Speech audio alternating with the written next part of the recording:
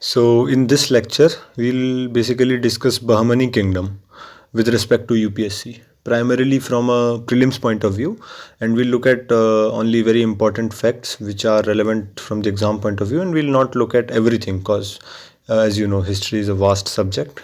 So yeah, let's begin. So first of all, let us understand from where did Bahmani Kingdom arise. It didn't come out of nowhere. Okay, so we all know about Delhi Sultanate. So in mid 14th century, Delhi Sultanate witnessed revolts and rebellions, and thus many kingdoms came. So it is basically a successor state of Delhi Sultanate.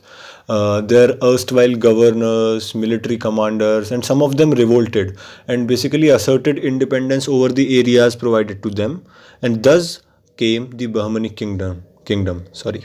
So one of the earliest among them was Bahmani Kingdom. It was established in mid 14th century and 1347 to be precise.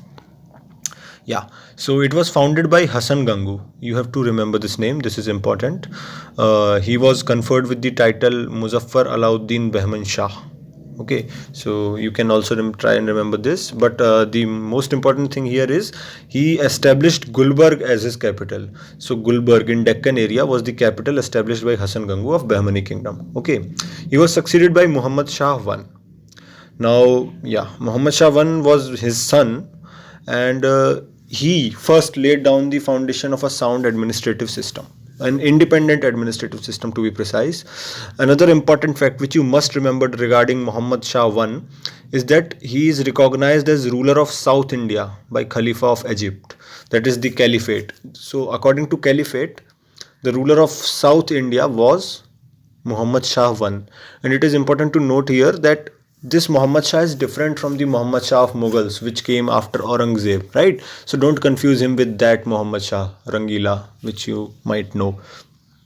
Okay, so he was a religious tyrant and he killed Hindus, demolished temples. So basically carried forward the policy of intolerance as witnessed by his earlier rulers as well. And this increased basically because there were continuous conflicts between him, that is a Muslim ruler, and the religious Hindu rulers like Vijayanagar Empire and rulers of other religions. So basically he demolished and he didn't tolerate other religions. He had constant fight with Bukka. You would remember Bukka Rai I from Vijayanagar Empire. Okay, so he was a contemporary of Bukka Rai I. A thing to keep in mind, because UPSC generally asks questions like these, that Muhammad Shah was a contemporary of Bukka Rai I, and at that time you have to first of all understand this, that this Muhammad Shah is not Muhammad Shah Rangila of Mughal Empire, and second you have to understand that yes, indeed he was a contemporary.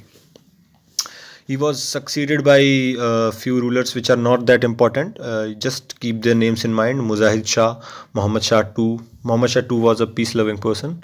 Firoz Shah, who also had constant fights with Vijayanagar Empire. And then Firoz Shah was succeeded by Ahmad Shah I. He was important with respect to the fact that he shifted the capital from Gulbarg to Bidar. We'll see what Bidar is. Bidar has its own importance and it will be covered later. But yeah, you can remember that Ahmad Shah I shifted the capital from Gulbarg to Bidar. And unnecessary to say, but don't confuse him with Ahmad Shah Abdali. Okay, it can be pretty confusing sometimes. Like question regarding Ahmad Shah was related to Bahmani Kingdom, and at that time you can think that Ahmad Shah Abdali was basically an invader. He was not related to Bahmani Kingdom, so you can get that statement wrong. So you have to keep in mind that one Ahmad Shah was also associated with Bahmani Kingdom. Okay. He was succeeded by Alauddin II, who was further succeeded by Humayun Shah. Now, this is an important ruler, and there are certain things to keep in mind. He was a cruel ruler. Okay, you can or cannot keep that in mind. But yeah, his PM, his Prime Minister, Muhammad Gawan, it is an important name with respect to Bahmani Kingdom. Another thing about Humayun Shah is he was also known as Zalim Humayun. So whenever you hear the name Zalim Humayun, don't think of the Humayun of Mughal Empire. Okay, Zalim Humayun, or basically he was called Nero of the East. Nero, a very cruel ruler of the West. Nero was a very cruel ruler of the West. So Humayun of Bahmani Kingdom is known as Nero of the East. a thing to keep in mind. Okay, so this Muhammad Gawan is important because he guided the infant son of Humayun to rule. This Humayun. So Humayun when died, like you can see, he ruled only from 1457 to 61. So he died very early. So the infant son of Humayun was put on the throne, and his PM, that is Muhammad Gawan, guided his infant son to rule. Now, one important thing, and this is very important, that the Bahmani kingdom basically was broken into 5 parts because of various reasons, because of various conflicts, because of various conflicts on the throne, because of various claims on the throne. It was divided into 5 regions, 5 parts, and they are very, very, very, very important with respect to UPSC. Okay, so first part was Bijapur. Bijapur was established in 1489 by Yusuf Adil Shah, and that's why it is also known as Adil Shahi dynasty. Must remember fact. Okay, this relation can be asked as a match the following question, like Bijapur was Adil Shahi dynasty, Golconda was Qutub Shahi dynasty, Ahmednagar was Nizam Shahi dynasty, है ना? So you have to keep this in mind. Birar was Imad Shahi dynasty, and Bidar was Barid Shahi dynasty. So yeah, you have to remember that Bijapur was founded by Yusuf Adil Shah in 1489, and it is known as Adil Shahi dynasty. Rulers of this dynasty belong to Shia sect of Islam. Okay, so these are basically facts, and you have to remember them because they can be asked as a statement in by UPSC, and it is very probable that UPSC might ask, because UPSC generally asks questions regarding Vijayanagar Empire or Bahmani Kingdom. Yeah, so rulers of Bijapur belong to Shia sect of Islam. You must have studied Bijapur while studying about Aurangzeb, like how he fought in Bijapur and Golconda for a long time, Aurangzeb, which was also called Deccan Ulcer. So yeah, you might have studied about Bijapur there, but yeah, we'll look into it now. So yeah, Adil Shah was succeeded by Abid Shah I, and an important fact, and it is a very important fact to remember, that Abid Shah I was the person who led Bijapur army into Battle of Talikota in 1564. It is a very important battle between basically Bahmani Kingdom and Vijayanagar Empire, where 4 out of 5 rulers of disintegrated Bahmani Kingdom came together to fight against Vijayanagar Empire, if I'm not wrong. Yeah, so Abid Shah I from Bijapur led Bijapur army in Battle of Talikota in 1564. Very important Battle of Talikota. So look at it after this video, what Battle of Talikota was all about. You might have studied it in Vijayanagar Empire. Another important thing to note, that kingdom was annexed by Aurangzeb in 1686. Okay. Now we'll look at the art and architecture of regarding Bijapur. So Ibrahim Ruza was basically the tomb of Ibrahim Adil Shah II. Gagan Mahal was built under Bijapur. It was a heavenly palace built by Ali Adil Shah I. Gol Gumbaz was a mausoleum of Muhammad Adil Shah. You don't have to remember ये क्या चीज़ किससे related है. You can only remember the names, that these 3 prominent buildings or monuments were related with Bijapur Empire. Gol Gumbaz is also one of the world's largest domes. You can keep it in mind. Now the second Bahmani kingdom, after Bahmani kingdom disintegrated, the second region was Golconda region. It was established in 1512. That is after Bijapur. Okay. Its founder was Qutub Shah, and hence it was known as Qutub Shahi dynasty. Very important. Keep it in mind. You can make a list, like Bijapur was Adil Shahi, Golconda was Qutub Shahi, and so on. You can make a list and keep that in mind. Okay. Its greatest ruler was Ibrahim Qutub Khan, who ruled from 1550 to 80. No need to remember the dates. Just try to like make a link, like who was contemporary to whom, so that it will be easy to remember. He was tolerant and secular, unlike the other Bahmani rulers.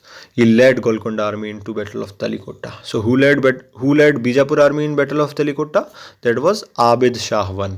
And who led Golconda army in Battle of Talikota? That was Ibrahim Qutub Khan. So must remember, he was a great patron of Telugu, and he was also known as Malikkabaram.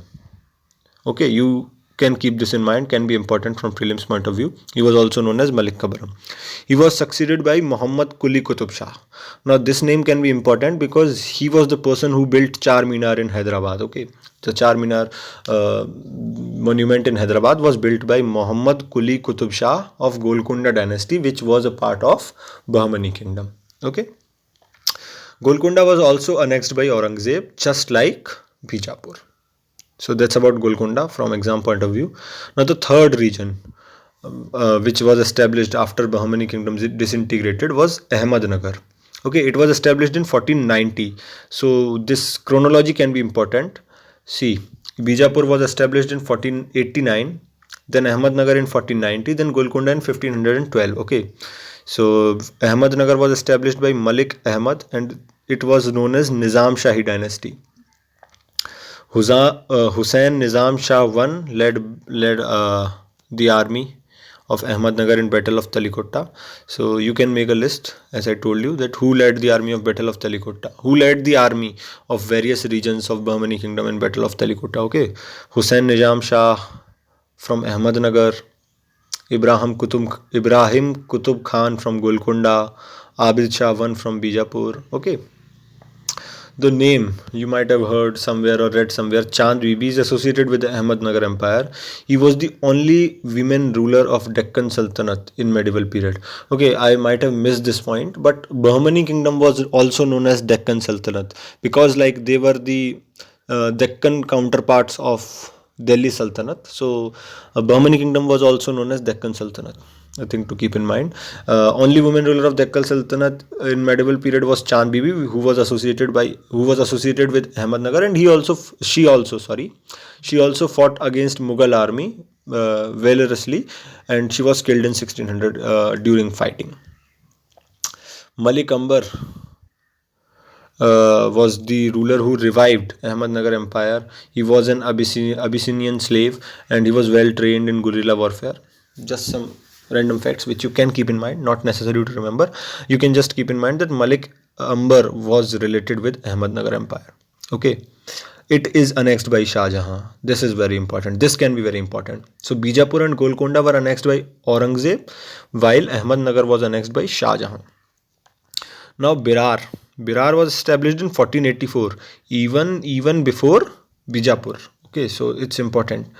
You remember who changed the capital? No, that was Bidar. So Birar was established in 1484. Its founder was Fatullah Imad Shah, and that's why it was called Imad Shahi dynasty. Birar was the only kingdom which didn't participate in Battle of Talikotta against Vijayanagar Empire. Very, very important fact. So which of the following parts of Bahmani kingdom did participate in Battle of Talikotta? Can be an important question. So all, like Bijapur, Golconda, Ahmednagar and Bidar, all four participated. Birar didn't participate in Battle of Talikotta, and it was annexed by Ahmednagar, not Mughals. Just keep it in mind. Bijapur, Golconda annexed by Aurangzeb. Ahmednagar was annexed by Shah Jahan before Aurangzeb. Birar was annexed by Ahmednagar even before basically Shah Jahan annexed Ahmednagar. Okay, so Birar was annexed by Ahmednagar, not Mughals. Now the fifth and the last part of Bahmani kingdom was Bidar. It was established in 1527, the latest, like it was the last one which was established even after Golconda. So what is the chronology? First is Birar, then Bijapur, then Ahmednagar, then Golconda, then Bidar. This was the chronology regarding when was the region established. Okay, so the founder of Bidar was Amir Ali Barid, and that's why it is also known as Barid Shahi dynasty. It was annexed by Bijapur, right? Not by Mughals again. It was annexed by Bijapur. Birar was annexed by Ahmednagar. Keep it in mind. And which ruler of Bijapur annexed Bidar? Ibrahim Adil Shah II. So you can keep this in mind. So yeah, that was all about Bahmani kingdom regarding prelims. From prelims point of view, like there are certain important things to keep in mind which I already told you, like who annexed which kingdom. Battle of Talikotta is important from exam point of view. Which kingdom was which Shahi dynasty, like Bijapura Adil Shahi, Golconda Qutub Shahi. This can be important. Okay, art and architecture can be important, and who annexed which kingdom. So that those are the things which you can remember. Try and remember. That was all about Bahmani kingdom. Hope you understood the video.